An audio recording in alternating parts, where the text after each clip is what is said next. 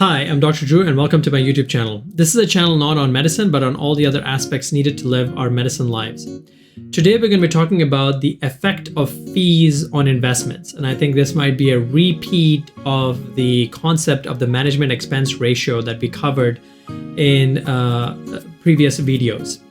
But because this concept is so important and it ties into any investment product that you pick, which is the reason why I'm creating another 5-minute video.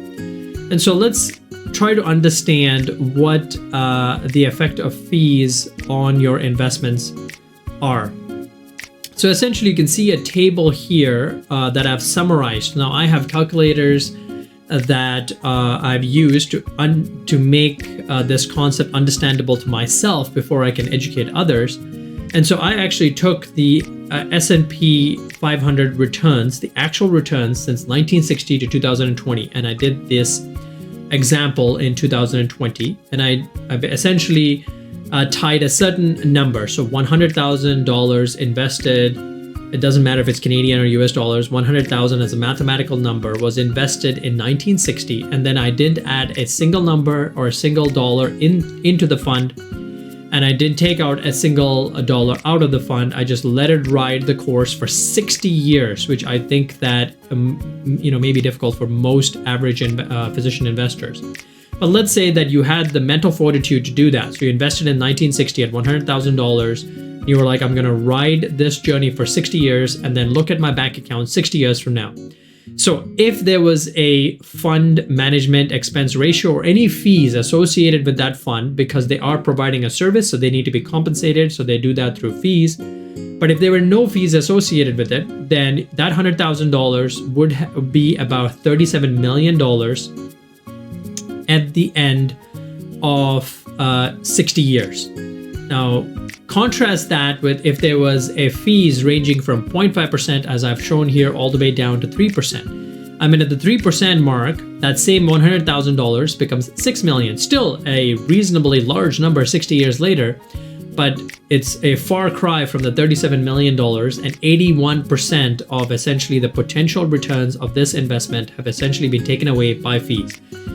And the average fees in Canada is about 2%. So you can imagine why, people are passionate about this particular topic. I would say that this is one skill set to have. There's a lot more skill sets in asset allocation, index fund investing, and so on. But essentially, this is the effect of fees on investments, and it's an important concept to understand, which is the reason why I'm spending some more time explaining that here. So again, why is this a concept important to know? Well, at the end of the day, if your goal is to make a return, then you would make a return at the end of that, 20, 30, 40, or 60-year period. I mean, with $6 million, I think like most Canadians or most North Americans would be able to retire with a fairly reasonable portfolio and having only invested $100,000, 60 years ago. But you can imagine that there's, a 60 to 80% with the 2% or 3% fees, which has removed these potential returns from your family, from your family's finances. And this is the best case scenario with just fees. We haven't even talked about taxes, which also remove some of the growth potential here, and various other things in your life, life events that can also happen that also remove the potential from here. So it's important to understand, and that's the reason why I'm spending so much time explaining this concept. So how can physicians use this concept? Well, in my own desire to learn this concept, I had created these calculators, and now I share these calculators in various platforms and various educational medias that I use. But it is very, very important that you learn the skill set of being able to read a fund fact sheets and find out what the total fees associated with this investment is.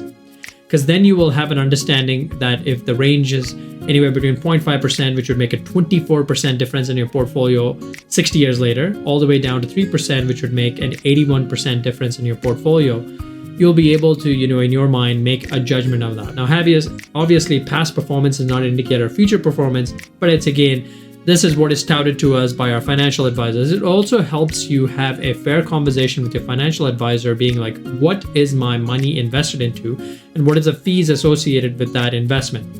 Because if the fees is 2%, then you're not going to see 67% of the returns, because that's just simply how math works. And it's an important conversation to have with your financial advisor. So in conclusion, this is an important concept to understand. It's the effect of fees on your investments, not necessarily management expense ratio. There are various fees associated with an investment product, everything from trailing fees, commission fees, trading fees, and then the management expense ratio, and so on and so forth. So there's lots of fees, and all of these are baked in, they say, or put into your prospectus, which is the document you read when you're investing, which boils down to all the legality and legal terms and the loss or the risk awareness and all those concepts that are boiled into this kind of large document. And in the case of private world, there's non-prospectus investments. But at the end of the day, try to understand or get a sense of the fees. And I would say that while we spend a lot of time trying to understand the effect of fees on investments, it is important to understand that maybe sometimes it's important to let go of the effect of fees on investments. If there is a high fee investment, it doesn't mean it's a bad investment. It just means that maybe they're putting in a lot more effort. Having talked to hundreds of sponsors, I would say that some investments, fund managers and other business owners do put in a lot of time, and they need to be compensated for that so that they could put food on their families' tables. So I'm not necessarily against this idea that the MER has to be high, but again, it has to be, market specific in our capitalistic world. So know it, understand it, ask it, educate yourself about it. So a few action items. If you would like to follow the exact frameworks used by affluent physicians to take back control of their time and money, then check out the link in the description below. I make these videos because I'm passionate about fighting burnout in 10,000 physicians, and this is kind of my legacy for that. Come and join my community of like-minded physicians where I share resources like cheat sheets, like the ones described here, calculators, and everything in between to live our best medicine lives. Thank you very much for listening. Thank you for taking care of your patients, and I'll see you in the next episode.